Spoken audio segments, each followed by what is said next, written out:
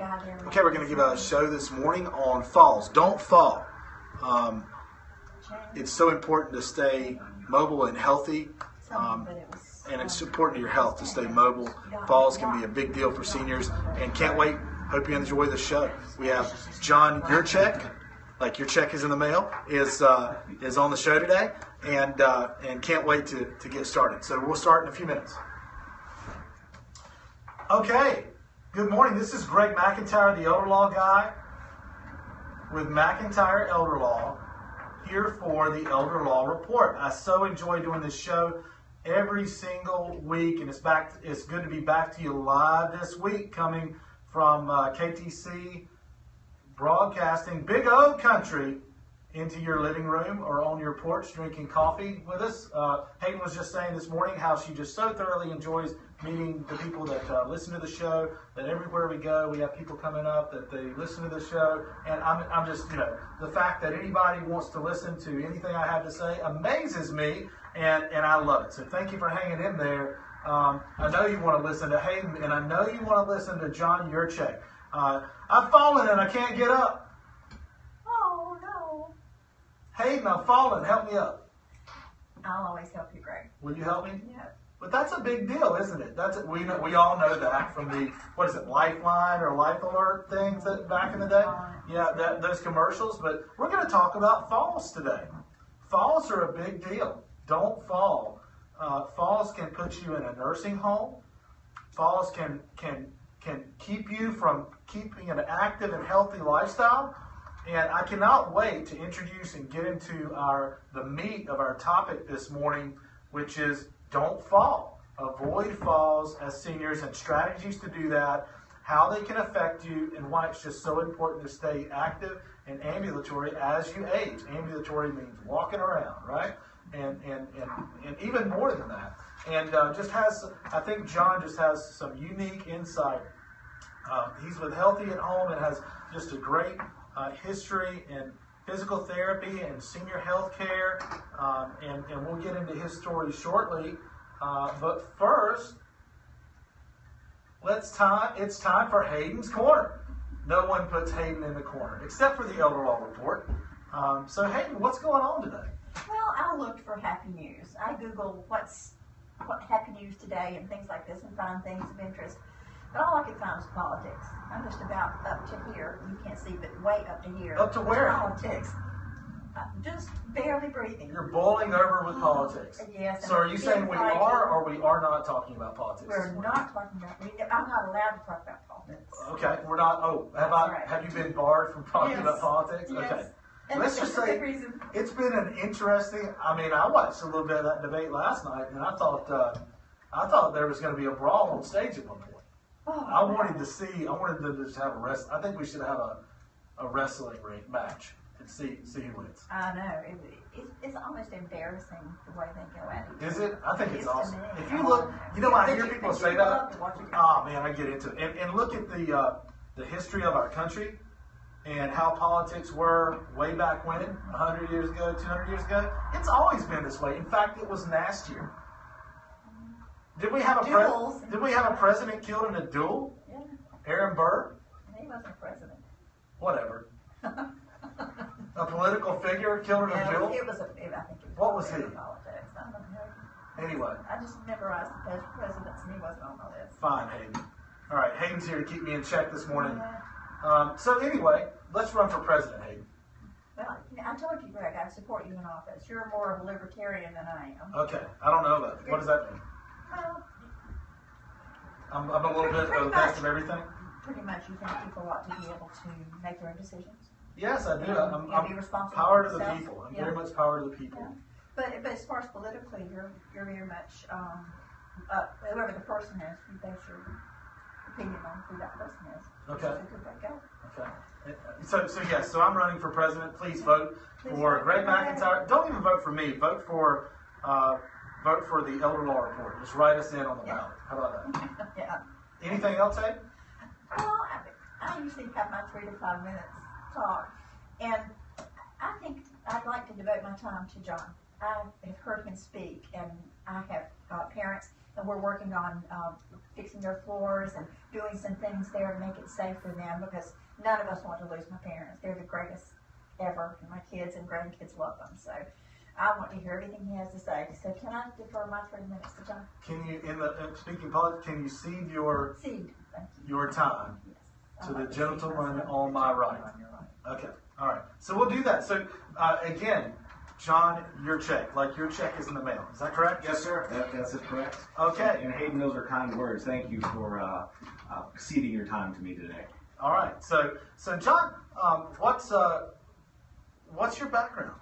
Why should we listen to what you have to say about falls? So my background is Healthy Home. That's our organization with 8 branches over about 20 counties here in the Piedmont, North Carolina. And my responsibility is some program development, evidence-based research programs, so we can provide the best possible care to our patients at home. Okay, that's interesting. And so what brings you to Western North Carolina? And are you from this area to begin with? I grew up in Maryland, actually. Okay. And went to school in northeastern Pennsylvania, where I met my wife from New York. And I thought I enjoyed the cold weather, skiing, until I went up to upstate New York. And then we beat a path down to North Carolina. And then you ran to North Carolina. Okay. That's right. So actually I got my start in Shelby and ran a small clinic in Shelby and began what was Cleveland Home Health at the time, and seeing some patients for Cleveland Home Health, and found that I just loved home health and the individual care that we could provide patients in a very unique setting in their own home. So once I found that and did that part-time, I took it on full-time and worked for Cleveland Home Health for about 5 years, and then transitioned to the Charlotte market, and have been there for about 10 years with Charlotte Home Care through the Carolinas Healthcare System. Through Carolinas Healthcare. Okay. Very. You guys have a few resources over there at Carolinas Healthcare? Yes, we do. Yes, we do. We're over 50,000 teammates strong. Have deep resources to draw upon, whether it's our physicians, our Carolinas Rehab Network, continuing care, or hospitals. So we really do have fantastic resources for our patients. And our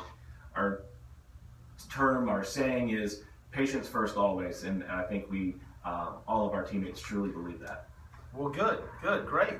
And right now, your primary job responsibilities for healthy at home, correct? Yes. What are those?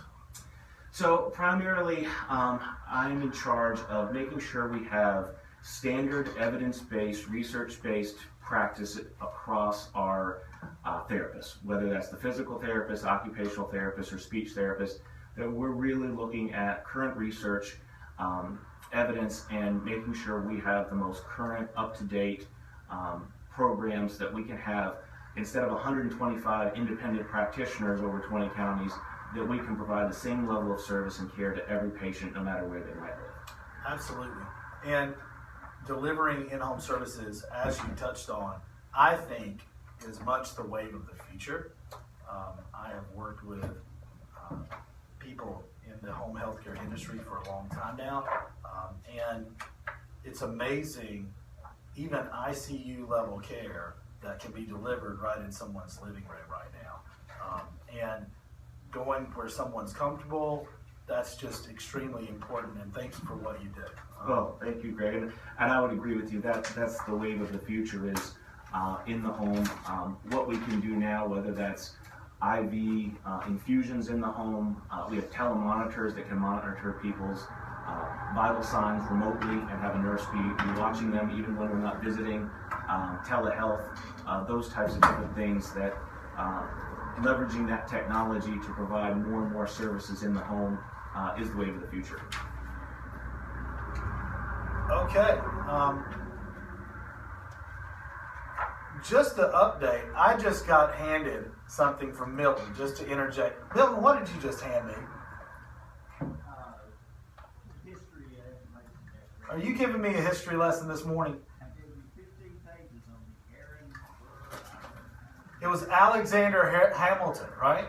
The Aaron Burr Alexander Hamilton duel. Now that's a way to solve a political dispute, or a dispute, is let's go shoot it out on the front lawn. Okay? So thank you. Maybe we'll have you give an update on that situation shortly, okay? If you can be ready for that shortly. Can you do that for me? Just give us a little background on it and what happened so we can clarify that. I always like to clear up my mistakes, and I like to learn a little something in the process, okay? Thank you, Milton. I appreciate that, okay? And back to John Jurchack, in talking about falls and focusing on falls. Falls, for me, I learned that they were extremely important in doing research like Milton is doing right now. And because I was looking into senior living facilities and communities. I was looking into specifically Crystal Springs, which is a local development. Don Peeler, I think, Hayden, does that development, or is the developer there, across from the Senior Center in Shelby, North Carolina, Crystal Springs. They have townhouses there that are flat entirely.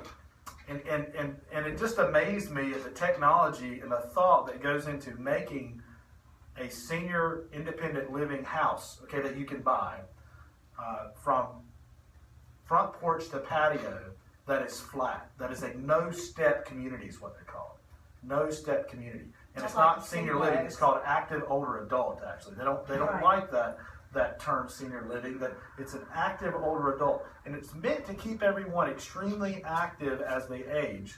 Aging in place is something you referred to, which is also something that's new that we're going to talk about, or a newer term with construction that we're going to talk about. And the longer you can stay active, even lips go in the front door or between rooms that are little raises, differences in elevation of the floor levels. Those things can trip you up literally and put you on a couch or a hospital bed or in a nursing home for an extended period of time. A broken hip can do that. A concussion can do that. And I know we're going to let the expert, John Jurchack, tell us a little bit more about that now. Greg, it doesn't take much at all. The Americans Disability Act defines a trip hazard of a 1/4 inch. That's all it takes. So we're talking about an eraser head on the end of the pencil. Just something that, even the door jambs, getting rid of those, it can be as simple as going from a kitchen floor to a carpeted surface with a thick nap of carpet. So it doesn't take much to catch that foot. An architectural assessment, having someone look at that environment and make recommendations is really important. Even when you have the construction that has been set up to have everything the way it should be, and as you said, aging in place. But if people go in and end up putting throw rugs down or different kind of decor, they could be setting themselves up for a trip or a fall without even knowing it. I probably trip and fall on a daily basis. Okay, just or my words, or make a mistake, whatever. Hayden's mad at me right now over the Aaron Burr thing. We're gonna clear that up. But why is it important? Why is it so important as a senior? Okay, as you age, to avoid a trip or a fall? How can that affect you? Well, first thing that comes to mind that really opened my eyes is senior adults, those 65 years of age or older, are 16 times more likely to end up admitted to the ER or hospital than those younger from a car accident. So you think of all the different types of things we do to motor vehicles, from airbags and seat belts and speed limits, and now the cars even direct themselves if you veer off the road. So we do all those things to protect ourselves from injury and hospitalization from a wreck. But what are we doing for our seniors when they're 16 times more likely to be injured and hospitalized from a fall? And what can we do? What can we do to just make sure we can never just make sure, we can minimize, we can put those seat belts and airbags in our life so we can still live a full life, but stay healthy and avoid those broken hips. Absolutely, and the environment, the architecture is certainly a big component of that, as you touched on, but there are a lot of other risk factors that we look at.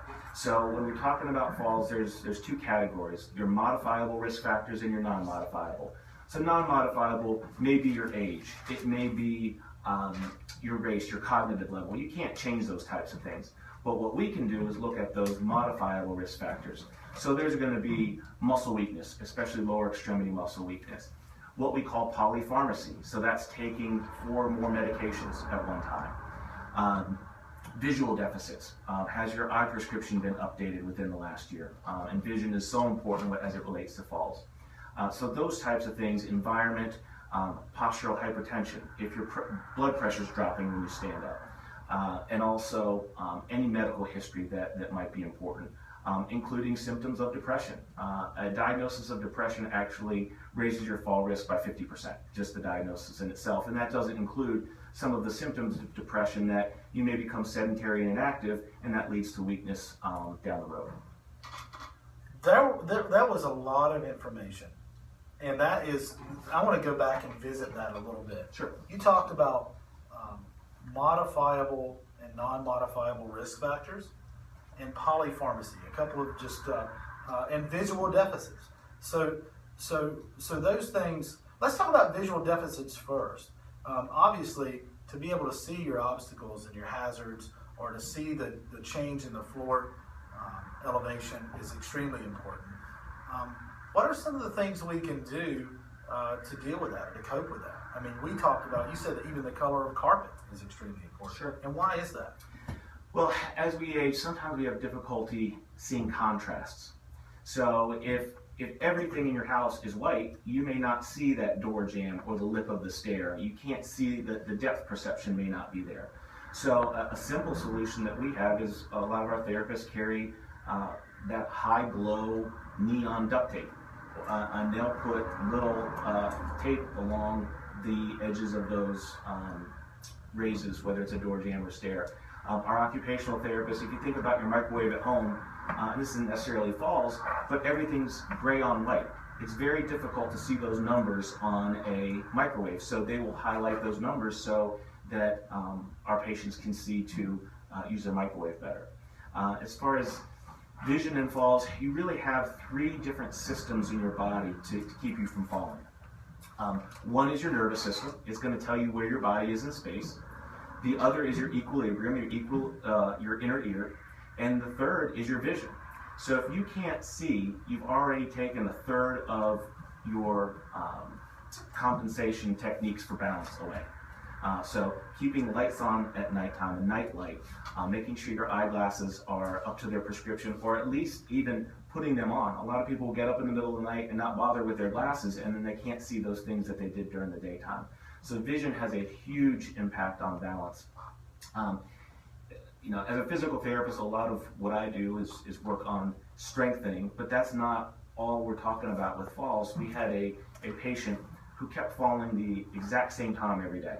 And we just could not figure it out. We were working on these exercises, strengthening balance. So we called our occupational therapist teammate in, and they were able to discern that this patient was making her cup of tea in the afternoon at the same time. And it just so happened the sun was coming in through the window and shining off some stainless steel appliances and causing a glare. The occupational therapist shut the blinds and the fall stopped. So sometimes it's thinking outside the box and using those resources that we have and looking at things a little bit different from the perspective of a different discipline, not necessarily just strength and exercise all the time. Can I ask a question? Are there people who will come out and look at a senior's home and make suggestions about how to arrange I was just thinking about that. the Can we consult furniture that? and things like that? Yes, are there people who do this?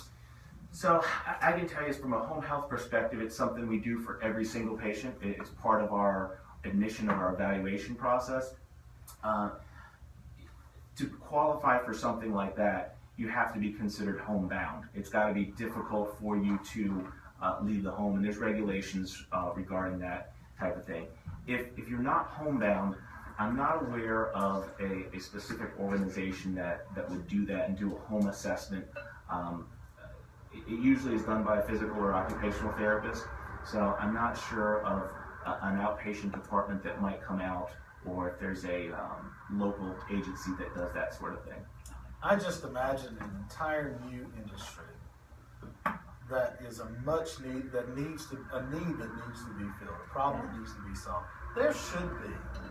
If you're a senior out there listening, and you've got a son or daughter who has a passion for working with seniors, make it to the bathroom or to the kitchen, have a night light in place that will guide your path. Vision, make sure that your glasses, you're up to date. It's the right prescription, so see your eye doctor or have your vision checked regularly. And then tweaks to your environment, and that's what we were hitting on toward the end there. Consult an expert. I bet you could call Healthy at Home and they would help you with some tips and tricks, and we'll work on that. If someone needed your services, someone needed help with rehabilitation, or just had questions on, hey, how can I avoid falls? How can we make our environment safer? And just wanted to hear you. Maybe we could even organize a seminar for you full of people just from that have this need and need to hear you talk. How would they get in touch with you, John? Sure. Well, I guess there's two answers to that. One, if they needed our services, it has to be from a physician referral. So whether they're in the hospital, if they're in the hospital, that would be taken care of on that level. If they're seeing their primary care, answer any questions that I can or point you in the right direction. John, you've got a book here, and you gave me first time I ever heard you speak, and I was going through the book as fast as I can, trying to absorb everything. And thank you for my copy of this. Is this available anywhere? What's the name of that book? The name of it is The Better Balanced Patient Handbook, and it has page after page and chapter after chapter, and there are lists here of what you don't know. My favorite thing is you don't know what you don't know, and these are checklists of things like, did you know this? And it's just unbelievable, just the information is just on those things alone. Sure. Can people get this, or? That is really one of those standardized programs, those evidence-based programs that I had referenced earlier. So it's not just for necessarily public consumption. It really has needs to have a therapist kind of lead the way. Okay. We do certain tests to test for mobility, for balance, for strength, and that's how we guide the plan after that. So to really participate in that Better Balance program or have that patient handbook, it really needs to be through the physical therapist. But as far as the Did You Know sections, like you mentioned, it's got some interesting tidbits in there. And just a couple of my favorites, we talked about medications or polypharmacy, that multiple medications. And I think the most interesting one there is sedating over-the-counter medications. So that's anything with the PM in it, and it's basically Benadryl. That's sedating medicine. You reduce your fall risk by 66% if you stop taking those or reduce taking those. What people don't understand is they'll take those maybe at 10 o'clock at night to help them fall asleep, and then maybe at midnight they've got to get up and use the restroom. Well, they're still sedated. That's going to act for 4 to 6 hours. So now they're sedated and trying to get up in the dark and end up falling. I had wondered if maybe the depression diagnosis had something to do, the fall risk goes up 50% with perhaps medications that can party afterwards. John, can you hang out and talk to us a little bit after the show? Sure, absolutely. We'll go through some of those things, and you know what? That might develop into a part 2 of the radio show. We'll follow up on falls. Hate to cut you off there. Please finish or continue, Hayden. And I because I have so many questions on. So, what are the results of the falls? How does it decrease quality of life? I think I know the common sense answers, but I think John probably has a lot better insight to that. Well, one of the things that you mentioned, it has made a difference in my father's life. You talked about how inactivity decreases your strength. Mm-hmm. My father was in the hospital for 6 days and never left the bed. Mm-hmm. They would not allow him to get up, and he wanted to get up. And I guess it was fear of him falling in the hospital and there being a liability issue. But after I heard you, the next time, and he's been through the same thing 3 times. It's not a result of fall, it's a result of all of a sudden memory loss, just he can't finish sentences. After that first time, I told my sister who admitted him, tell them to get him out of bed. Don't let him remain in the bed, because he became almost in a fetal position after the 6 days. He got to rehab and down. So inactivity, do you have any percentages on how it decreases your strength? Sure. It's been said that for every day you spend problems that might have been associated with that hospitalization. So you can certainly come home from that in a severely weakened condition that's going to set you up for for falls. Well, that made a difference because he had a very short stay the next time. Thank you so much, Hayden, for co-hosting today and for the great interaction and for hosting, keeping me straight today. Thank you, John, for coming in. John, with Healthy at Home. John Jurchack, like paycheck, get your paycheck. Call John Jurchack. And just great information about how to avoid falls and how it affects seniors. I would like to have you back for a part 2. You okay with that? Absolutely. One of these days? Let's do it. Let's do it. We'll organize it. And this has been the Elder Law Report. But before we leave, Milton, set me straight. You want all the information I can give you on the Burr, Hamilton, All we have time for. there's a lot, but I'll do it there's a lot of reasons why students didn't like each other, and all of that, but it's still discussed to this day, still a popular topic. 2004 was Buell's bicentennial anniversary. Ken of Burr and Hamilton had a reenactment of famous Buell near the Hudson River. In the reenactment, Douglas Hamilton built the great grandson of Alabama, as Burr of Hamilton and 40 members of the Aaron Burr Association. That is a very good history lesson. You never know what you're going to get on the McIntyre Elder Law. I'm sorry, the Elder Law Report. Milton, you know what? How dare you correct me? I challenge you to a duel. I challenge you to a duel. Can I say one thing? Yes. Can I say one thing? One of my ancestors fought in the last legal duel in the state of North Carolina and lost. And lost. And lost. Yeah. I mean, you don't want to be the loser of that election. Hey, thank you, Milton. Thank you, John. Thank you, Hayden. Tune in next week where we're going to have a hot topic next week. I'm going to interview the world-renowned expert, Teepa Snow, on dementia and Alzheimer's. It's amazing what she has to say. I cannot wait for it. Check out the after party on mcelderlaw.com on our webpage.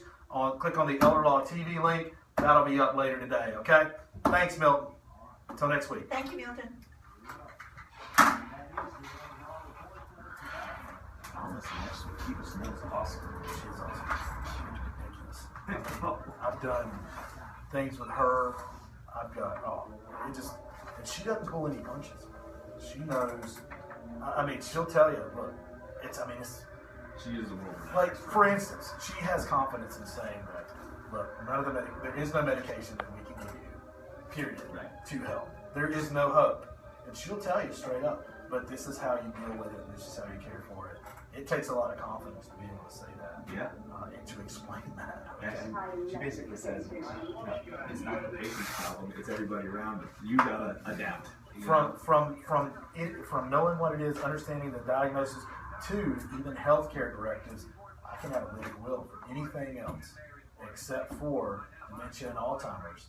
And if there's a point, they're going to keep bringing me back over and over, even if it's the point where I'm just having repeated UTIs that are, and I'm done. My mind has been gone for a long time. You know what I mean? I can't wait. Please listen next week. Okay? Absolutely. And I'd love to have you back. 30 minutes goes by like a blink of an eye. Yeah, it does. You just walk through, and I'm talking to the after party. We're recording that now. Oh, That's what we're doing. Okay. Can they hear us? So, what's that? Can they hear us? Oh yeah, they can hear everything we're talking about. Yeah, that's the after party, right? That's the Okay. 10, 15, 20 minutes afterwards. So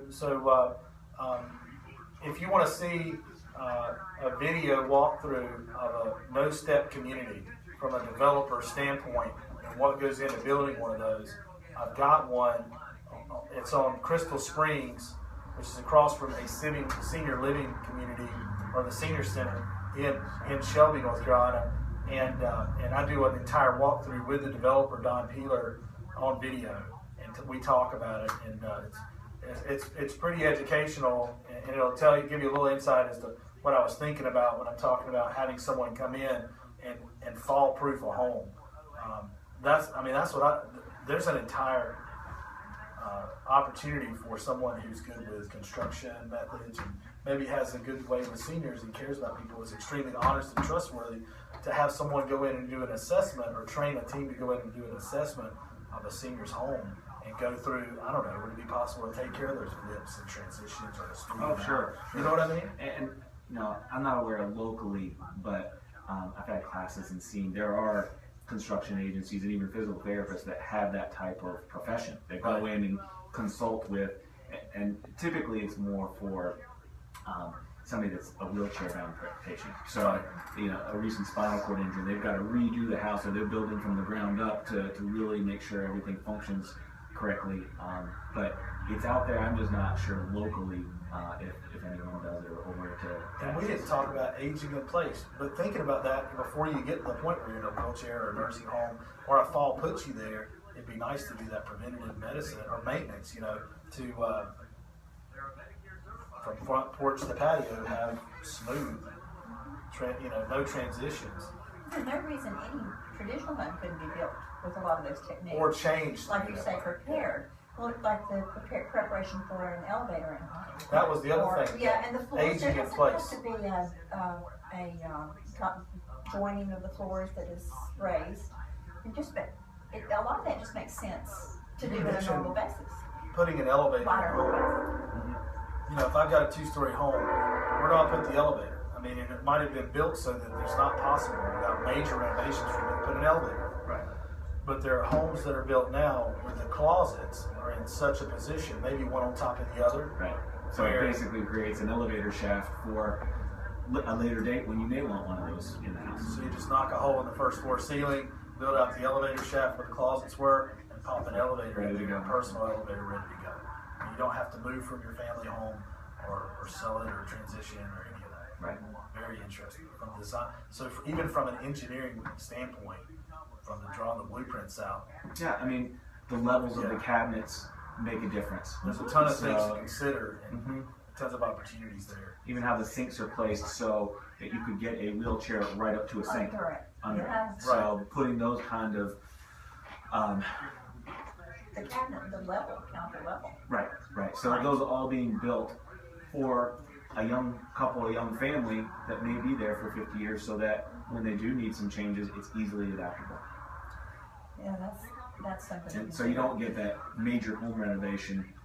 Or you have to move. You're going to look for a no-step community or somewhere. They all just It's stay even there. Yeah. something as simple as the width of the bathroom door. Yes. Right. In some of these older homes, for whatever reason, I guess they weren't going to get furniture in there, so they made the door 18 inches instead of 26, Right. and you can't get a walker through there. That's the Or a problem my wheelchair. parents have right now. So we end up flipping the wheels inside, or even taking the door off. Sometimes it's just enough, or the door jamb, and just enough to get that wheelchair or walker in. But that's a big problem. And just making that doorway a little bit bigger makes all the difference. Well, doorways in general can be. But I think as the demographics change and the seniors become more larger part of the population. I think it's here right We'll see. now. Well, but it's going to be growing. They're going to Projected drive onward, the yeah. business To further. about mid-2055. Yeah, because the seniors now are savers. Mhm. We have the money, Mhm. and the younger people are, I want it now, and I think they're not going to invest the money and things like that until the builders do it for it. But, I mean, I know we have a lot of things that are left on the table that we can talk about in another show easily. Okay? So I'd love to do it. Thanks for coming.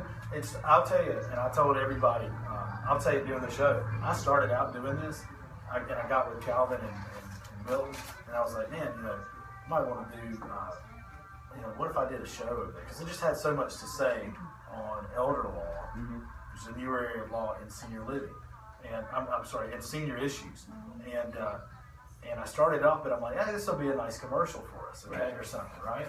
But it's morphed into something totally different. What it is today is totally different, and nobody wants to hear me yap about elder law planning every single time. Now, I'll work in a show every once in a while, bring it back to that, but it's become more of a public service, and we got a lot of listeners that I'll have experts on like yourself and talk about just a senior related issue, which is good for everybody.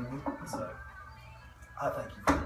Absolutely. I've got an idea we'll talk about later. Okay. Can I ask a favor? Sure. Anya wants a picture of me for, I don't know what she's going to use it for, but maybe with the headphones on behind the mic or something, Sure. so she can. Sure. Here. And thank you for tuning in today to the Elder Law Report. We'll see you next week.